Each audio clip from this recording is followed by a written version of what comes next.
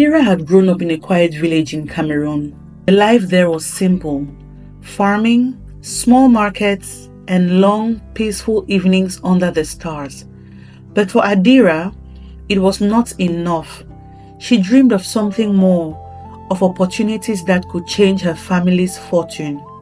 She often heard of stories whereby people traveled to Europe, crossed the sea, and found success. It sounded dangerous, but the promise of greener pastures on the other side was too tempting to ignore. When Adira turned 22, she decided it was time to chase those dreams. She scraped together money from family and friends, and with heavy hearts, they sent her off, praying for her safe return. The journey to Europe, however, was nothing like she had imagined. She first traveled by road from Cameroon to Nigeria, then to Niger, and finally found herself in Libya, where many other Africans were waiting for their chance to cross the Mediterranean Sea. The weeks in Libya were harsh, filled with hunger, fear, and uncertainty. She saw things that made her wonder if her decision was a mistake. Young women like her, lost and desperate, but still clinging to the dream of a better life.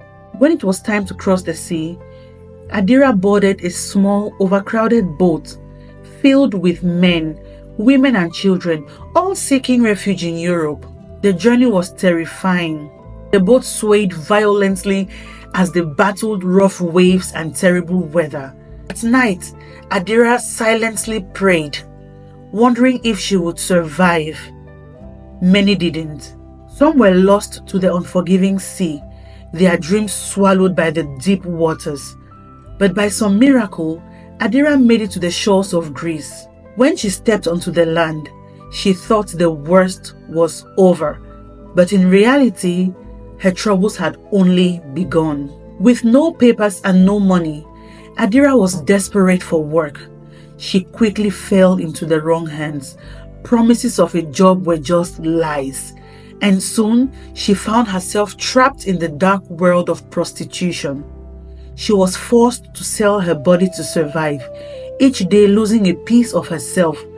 The Europe she had dreamed of had turned into a nightmare.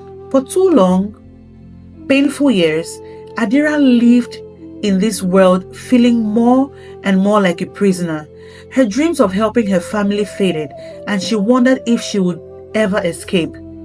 Then, one evening, after being left beaten and exhausted in a dark valley, Adira was found by a group of volunteers from a refugee camp. They took her in, gave her food, shelter, and a place to heal.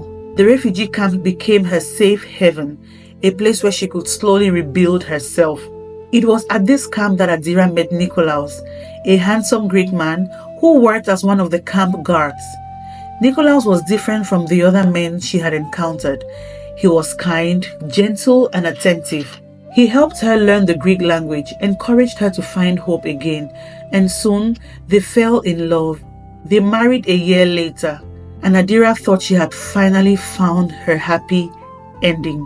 With Nikolaos by her side, life began to improve. She studied hard and became fluent in Greek, eventually finding work as a language translator for the police. She helped other immigrants who had traveled the same difficult path as her.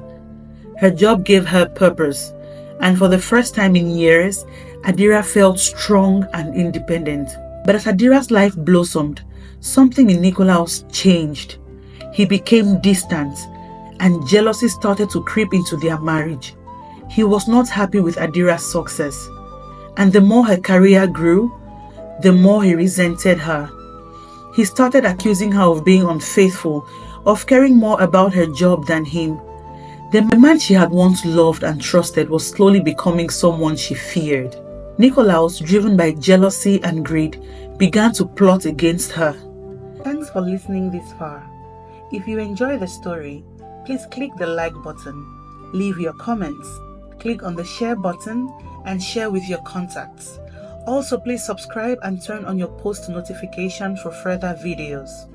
Thank you. Now, back to the story. Adira had earned a decent income through her work, and Nikolaos saw an opportunity. He wanted to inherit her money, her hard-earned wealth, and the only way he could do that was by getting rid of her. His mind twisted by envy, Nikolaos began to devise a plan to kill her. An opportunity presented itself when Adira received news from Cameroon that her mother had fallen gravely ill. Nikolaos urged her to go back home to visit her sick mother, insisting that it was the right thing to do. Adira, unaware of his sinister intentions, agreed to return to Cameroon. As soon as she left for Africa, Nikolaos set his plan into motion.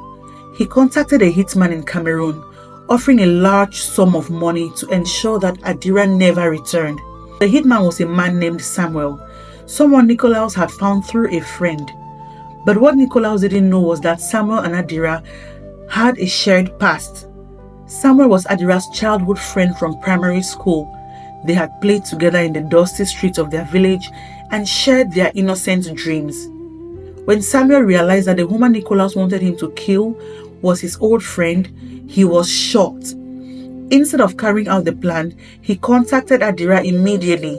They met in secret, and Samuel revealed every detail of Nikolaos' wicked scheme. Adira was heartbroken and stunned by the betrayal.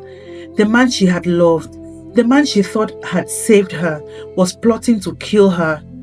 But Samuel, still loyal to the childhood bond they shared, gave her a way out.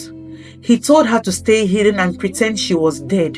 He would tell Nikolaos that the job was done and Adira could return to her village in secret. Adira agreed.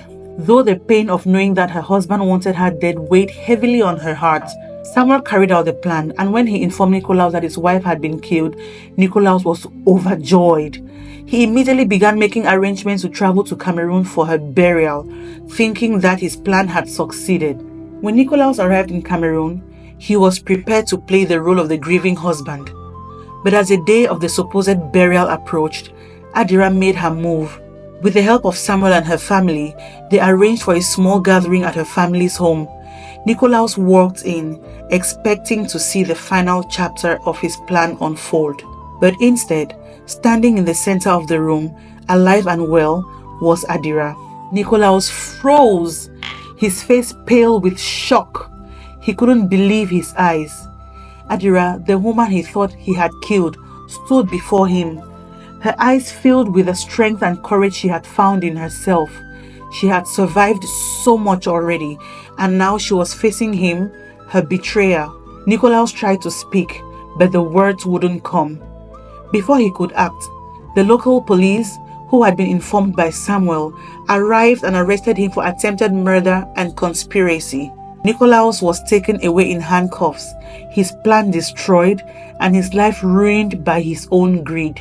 Adira, though shaken, was finally free from the pain, the betrayal, and the darkness that had followed her for so long. With Nikolaos out of her life, she returned to Greece, but this time on her own terms. She continued her work as a translator, helping others find their voice and their place in a new land. Years later, Adira looked back on her journey, the hardships, the betrayals, and the unexpected friendships. She had crossed dangerous seas, been broken down by life, but in the end, she rose stronger than ever. She realized that true wealth wasn't in money or material things, but in love, family, and the strength she had discovered within herself. And so, Adira's story ended not with the riches she once dreamed of, but with something far more valuable. A life filled with purpose, hope, and the love of those who truly cared for her. I hope you loved the story, and if you do, please leave your comments in the comment section telling me what story you would like to hear next. Please click the subscribe button, and I'll see you in my next video. Bye!